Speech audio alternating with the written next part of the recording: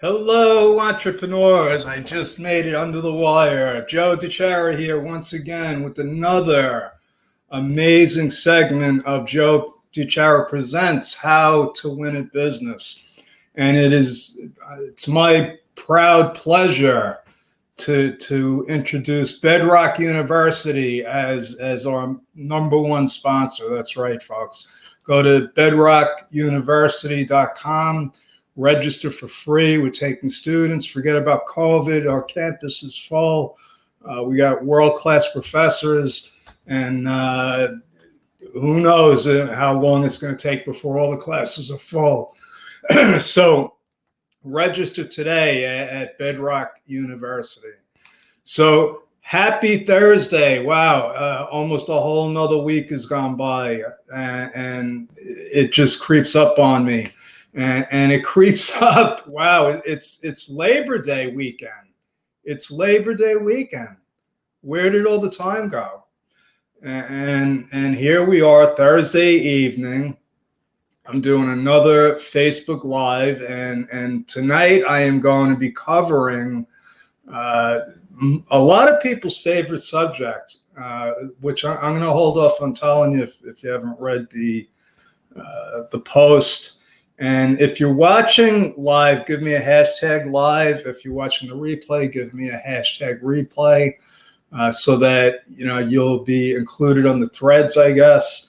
And if you don't know me, if this is the first time watching, welcome. I am a CPA working out of Flushing, New York, and I am a serial entrepreneur. And basically, I got tired of just doing accounting and tax work. So I said, how can I mix things up a little? How can I make things a little bit more interesting? And I started writing about business, talking about business, starting mastermind groups. And after all of this time, 35 years in accounting, working in the trenches with thousands of small business owners, it dawned on me that I actually know a little bit about this. It's only because when you do something, 10 million times, it gets familiar, and there's only so many things that can go wrong when you start a business. So basically what I'm telling you folks is that I've been there, I've done that with any type of business that you can imagine. And I share this information with you, with the public, in order to help, reduce the amount of business failures that are out there. And that's really how this all started. I was obsessed with the statistics of why so many people fail at business. When I thought it was going to be easy, and that's my story. So tonight, we are going to be talking about how to cut your taxes in 2020. We're talking about tax reduction strategies in September. Why is that? Shouldn't we be waiting till the end of the year, and then we could scramble? Or better yet, how about we start doing our tax planning? Oh, and I wasn't even sharing the screen, but sorry about that. But yes, we don't do tax planning in April and March. If you're earning money throughout the year, folks, think about this. The taxes are accumulating one way or another. If you're losing money and you already have taxes paid in, well, somebody else has your money then. So there's all of these different things that are going on, and it doesn't just happen one time a year. So I said, let me shake things up. Let's talk about taxes in September. And this is how I like to start off my presentation, with the reminder that life is tough, people. Accept the fact and And then maybe you could start enjoying life. And that's what I got from the book, The Road Less Traveled. And I love this quote. And it was, I think, in the first paragraph of the book. And that was the one thing that stood out to me, because I thought I was the only one that had it tough. I thought it was just me. I thought the whole world was against me, and it was me against everybody. And then I realized that it's really a level playing field. We all have different circumstances, talents, and stuff, but I don't care who you are. Even if you're born a prince, royalty, you don't think those people have problems? So what's insane is that as entrepreneurs, we make it even harder. We make it even harder because we're taking already a tough situation. Now we're saying, oh, let me start a business. One of the most complicated, confusing situations that anybody could get involved with. And I'm not saying that lightly, folks. I say this almost in a I want to scare you away from this if possible. If you've never been in business before and you're thinking about it, I'm telling you right now to think twice, because it is not going to be easy. I can make it simple. I could help you make it simple, but I can't make it easy. And even according to Forbes, 8 out of 10 businesses fail. And I believe that the number is more like 98%. 98% of new businesses fail. And it might be even closer to 99.8%. I don't know. You can't believe the government statistics, but I can go by my own personal experience and what I see out there. But regardless of what the number is, the fact is that it is unbelievably complicated and confusing. Even if you want to drive an ice cream truck like I did, and that's part of my story.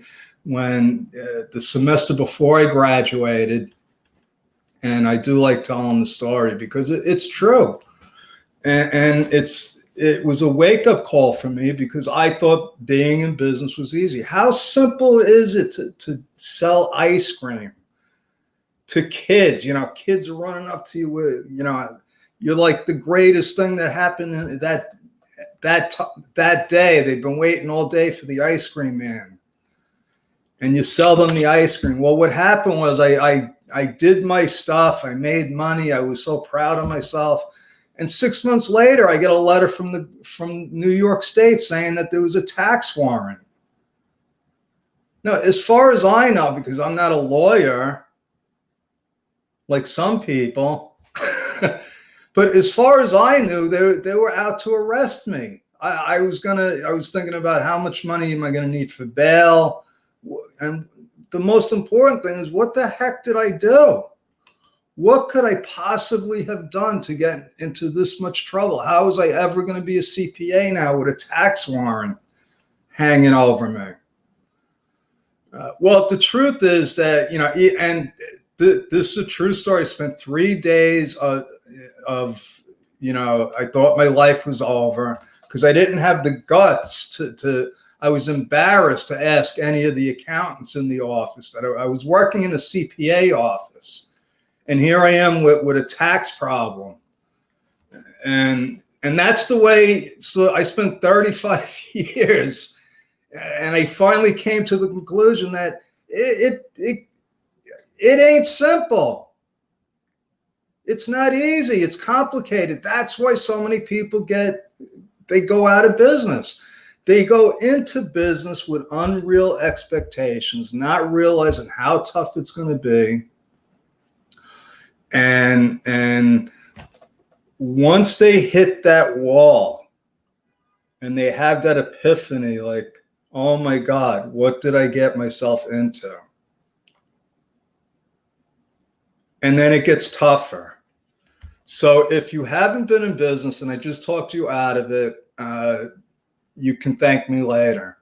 If you're crazy enough to keep going, like I was, and all the other entrepreneurs that seem to take on all of this calamity, and it's just crazy.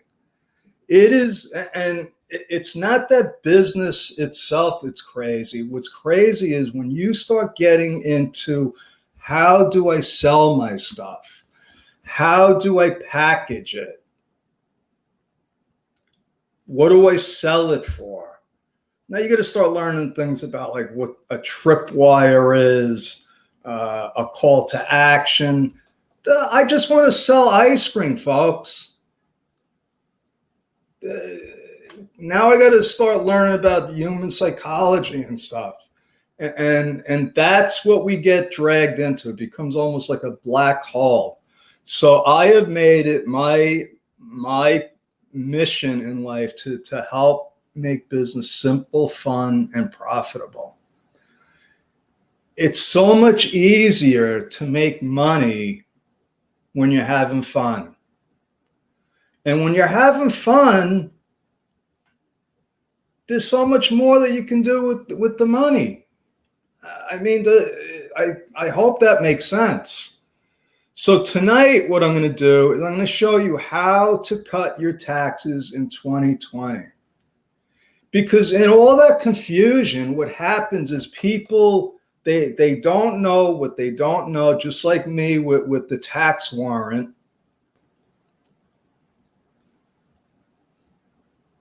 And in the meantime, all of this stuff is going on that we don't know. So who is going to have the time to sit down and say, oh my God, I think I should sit down with my accountant and start planning my taxes?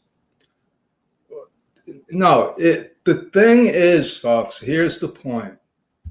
It's not a point in time when you sit down and start planning your taxes.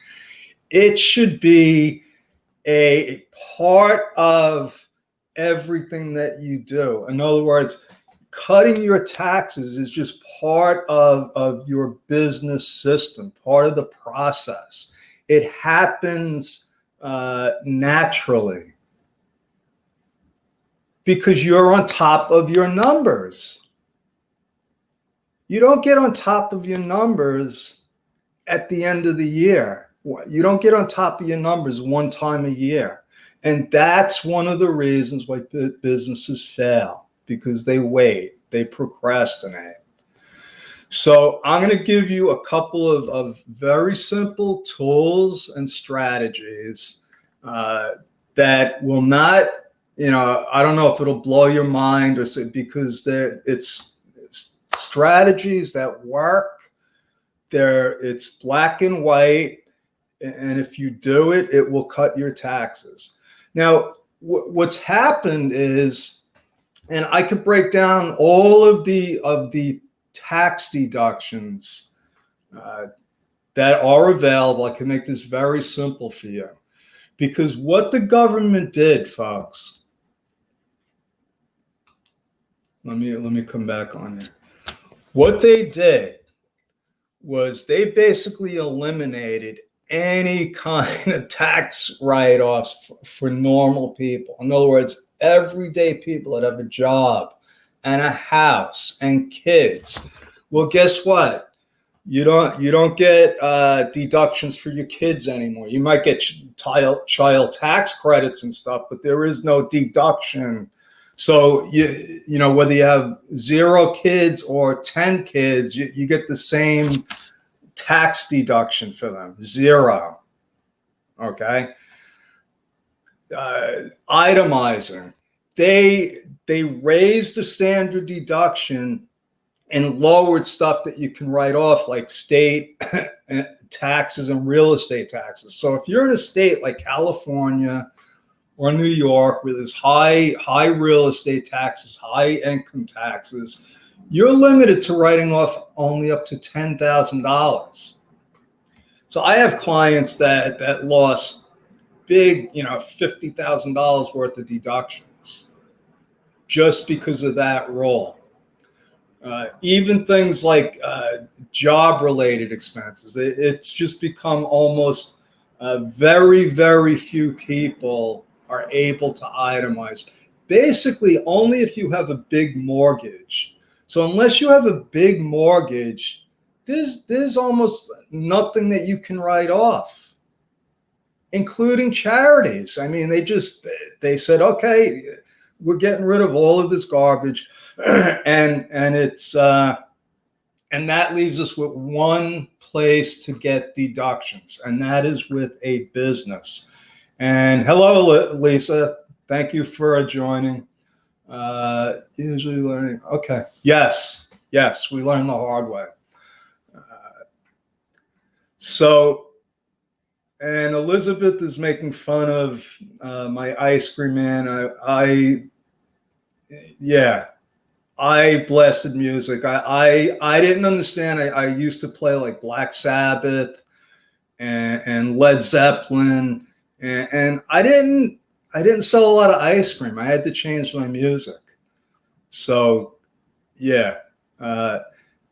And no, Elizabeth, I'm not going to share. I can share tax code numbers because I know it's going to make you laugh, Elizabeth. But let's get into some basics here about how we're going to cut our taxes. The first thing, like I said, it's not even the easiest. It's almost like the only way is to start taking business deductions. I was actually going to cross out tax deductions because it's business deductions. It's the only real way for normal everyday folks to get some kind of control over what's going on with their taxes. So if you have a W-2 job, it is easy to start a business, and I'm going to tell you how. All you need to do to start a business is take action. If that makes any sense to you. So let's say right now I don't have a business, and then I say I'm going to start repairing doorknobs as a business. So I just decided to start a business. Now I'm going to start using my computer. I'm going to start doing things for that business. Maybe I'm going to start calling people. Hey, do you need a doorknob fixed? Now I'm using my phone. Now I'm in business. That's how you start a business. And once you start that business, you can start writing off business deductions. It's as simple as that. Yeah, you start writing them off. And then, I set up a wave app system, and I go through all of the things on the steps you need to formalize the business. It's as easy as that to start a business. So if you're sitting there saying, "Oh, I wish my accountant can come up with some, creative tax strategies this year to save me," no. All you have to do is start a business, and then you got to start a bookkeeping system to document what you're writing off. So just that little bit of information, hopefully, if you're watching this, will spur something. Because I have to tell you, and I don't make light of this. I've been doing this a long time, and I have seen people legitimately start businesses, spend tens of thousands of dollars, and never write it off. Because they didn't know that they actually had a business, or they thought that they had to have revenue to write off the expenses.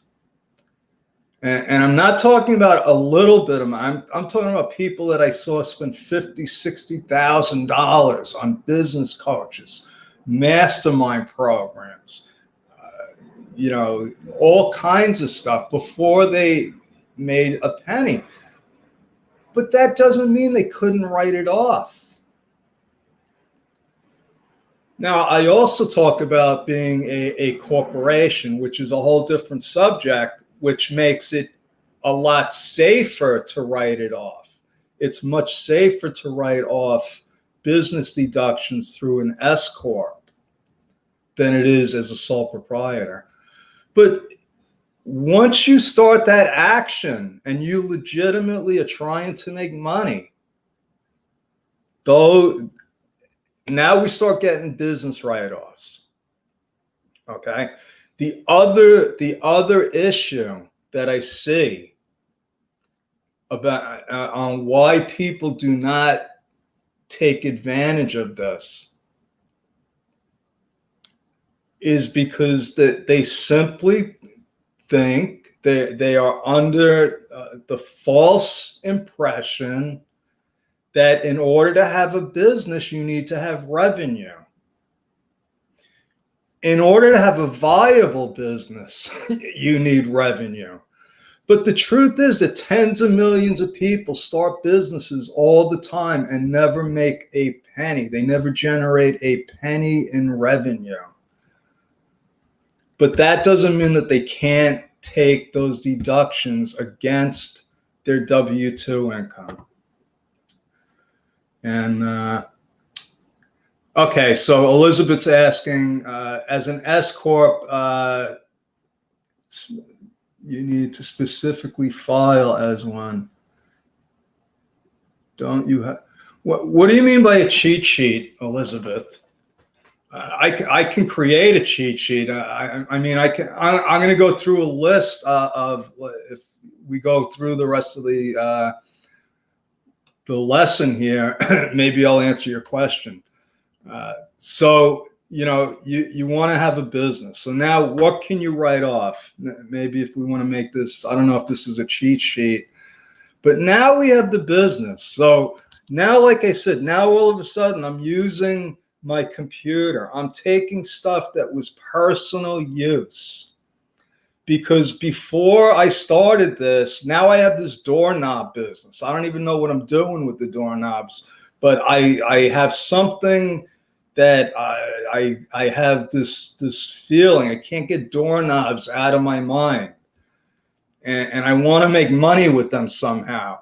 So now all of a sudden, the computer that I was using that I paid $2,000 for now becomes a business write-off. Now I can write off the computer. My cell phone. All of a sudden, I'm using my cell phone for business now. The desk, the printer. In fact, everything in this office, including the pictures, are now business use because this is where I'm running my business from. Okay, so, and I don't care if you're a music teacher, you can write off the piano that you own. And I'll give you a real life example. Last year, I had a client, he decided to start a moving business. Well, during the year, he had bought this huge truck. It was like it was a plaything for him, but it was like a pickup truck. It cost him $50,000.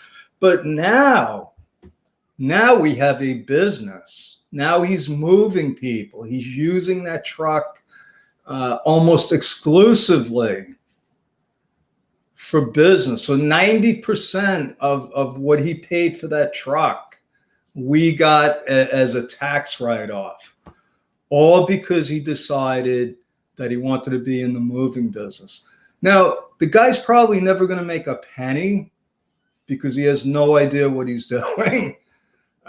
Or maybe he will. I don't know. But, you know, the chances are that he's going to go out of business. If you look at the statistics, well, that's because he's a bad business person. But the truck was still business use, so we get to write off the business use. Okay. So, okay, I see. A cheat sheet. Okay, so a cheat sheet on what S-corps can deduct is very simple. Anything that you are spending money on that is business related, it's as simple as that. Okay, now you can stretch it. I mean, what the IRS did is, and I'm going to get to that with entertainment. I mean, there's only so much you can do with entertainment nowadays. But listen, if I got to fly to Hong Kong to meet with a client to discuss the business that he's starting, and I just happen to stay there for another week or two to enjoy it, well, I'm writing that trip off as a business deduction because I wouldn't be going there if I didn't have to talk about business. So anything that is business related is a write-off. That's what we assume. Okay. Now, I just had a client ask me if she could write off her makeup and stuff like that for Zoom meetings. And the truth is no. They specifically do not want you, the IRS does not want you to write off your makeup or your clothes or your shoes. And it doesn't matter if you're saying that it's because you want to look good for business. Those are personal items, if that makes sense. Okay. Now you can make an argument, and my client did, that it was only for business because she never does this. But anyway,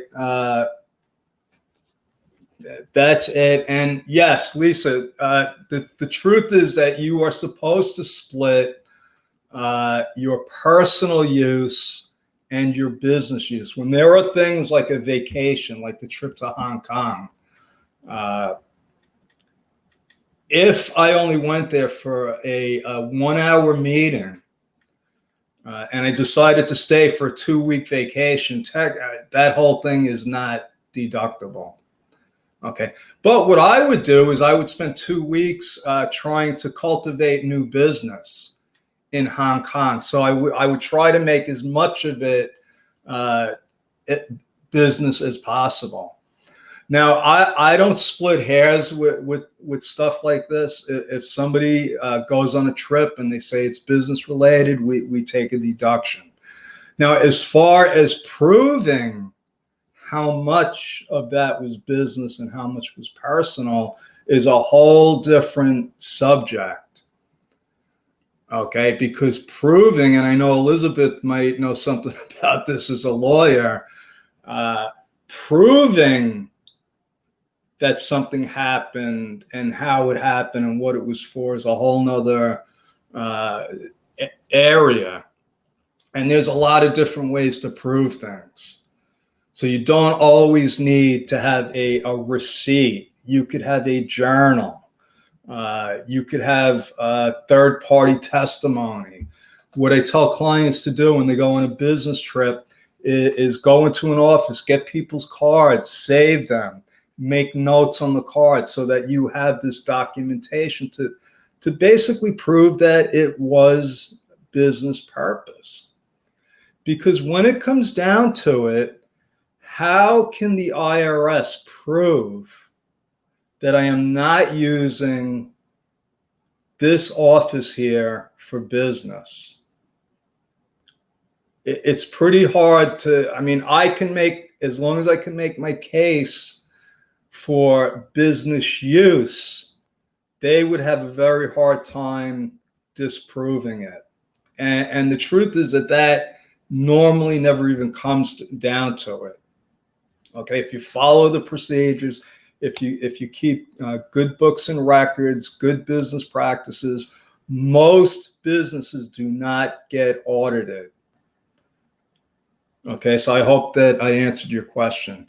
So let's go through some of the other areas and I just covered this, the home office. Now, This used to be something that I shied away from because it was a big red flag. You had to, if you're a sole proprietor, you have to basically, inform the IRS, hey, I'm writing off my home on my business as a business expense, and that's a big red flag. So I always shied away from it. In today's economy, though, almost everybody, well, especially with COVID, there's going to be some huge office in the home write-offs I could see now. But even before COVID, most people did work from home. If you have a business, you're doing something from home. So, how we write it off now is really the question. And again, there's a way to write it off when you have an s-corp that basically it makes it stealth. There's nothing on the tax return to tell the IRS that you are writing off a portion of your home. It's not required. And what you do is you set up, and I have a whole training on that. I do have a system, a worksheet where you document it, and basically you just reimburse yourself from the corporation to yourself, and it becomes a tax write-off, a legitimate tax write-off. Auto. So, before I had right now I don't even have a car because I choose not to have one. I don't like driving. If you live where I live, you won't want to drive around here either. Flushing, New York is not a great place to drive a car. Besides, there's no parking. But if I did have a car and I just started my doorknob business, and let's say I have to go to Staples for something, well, now that's business use. Now I can write off part of my car. Now I got a new client. I've been getting a lot of new clients lately, luckily. But I always look at new clients' tax returns, and she had a Schedule C, a sole proprietorship, and there were absolutely no deductions taken for auto, for office supplies, for just normal stuff that every business, you just have to have it by default. It's almost like not possible to not use your car for business if you have a business.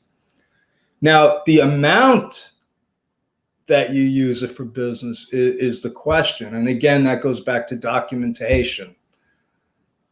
Okay, when I did have my car here, before I sold it, it's almost a year now, I only had it for business. I only had it basically so that I could drive to clients. Well, then I fired all of the clients that I was driving to, so I had no more need for a car. And that's my story. I'm still carless, and I'm going to stay that way for the time being. Travel, like I said, my trip to Hong Kong. Now, everybody travels. Well, most people travel. I assume that most people travel. I used to travel. I want to travel in the future. Now, all you need to do is make sure that travel is business related. So, I went on plenty of business trips, business related, and conducted some personal business while I was on my business trip. You have to. Life is going on. I mean, if I go to a conference for a week, I'm writing all of that off. I'm not saying, hey, I spent 2 days in the pool, so that wasn't really business related. Now, in my field, in accounting, as a professional, you have to take professional continuing education courses. Well, they started offering the courses on cruises to Hawaii. So I could go on a cruise to Hawaii, and because I'm doing it for my continuing education, it's a business write-off. And all you have are accountants and enrolled agents and tax preparers on these trips. So,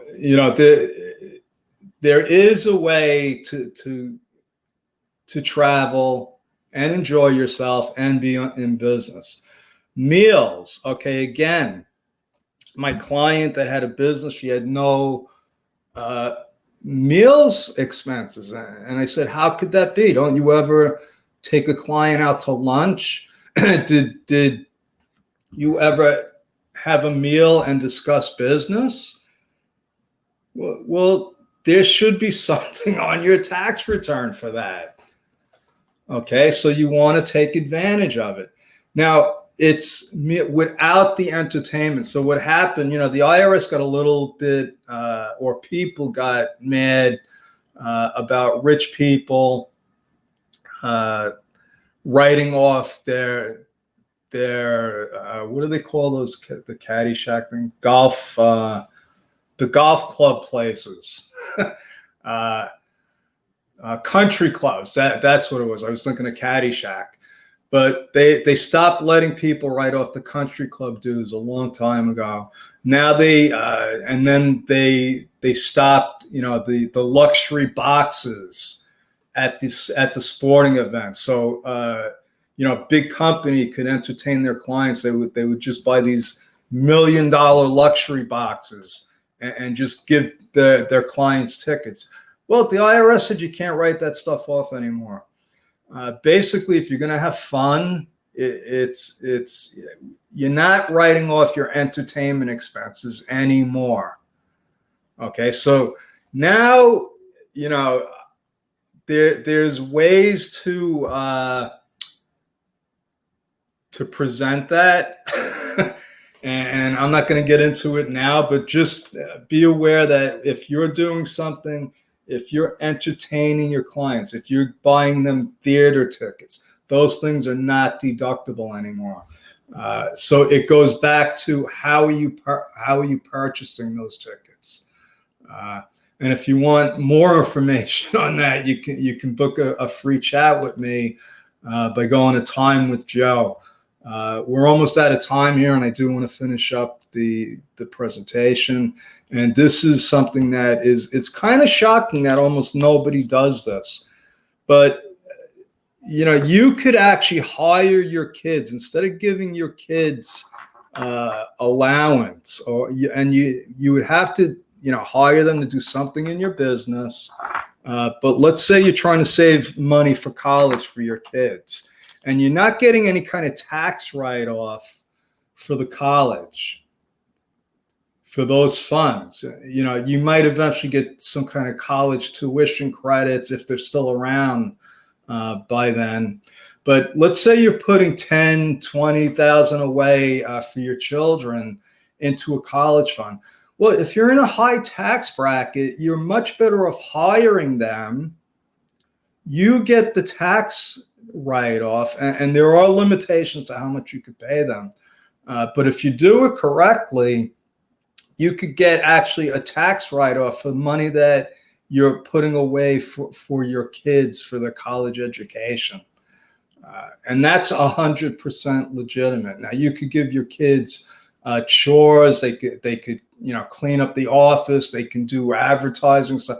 Actually, you might be able to hire your kids to do your social media, because they might be better at it than you.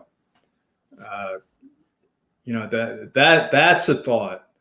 So that's another way to cut your taxes in 2020. Like I say with every presentation, if you learn anything today, take action. If you don't put any of this into play, you just invested time with basically no benefit. So that's my story. I want to thank you for visiting. And if you have any questions or comments, You could post them in the chat and I will definitely get back to you. If you want to connect with me, like I said, go to Time with Joe, and I will be back again tomorrow with more fun and entertaining accounting and business stuff. Okay, good night. God bless. Thank you, everyone.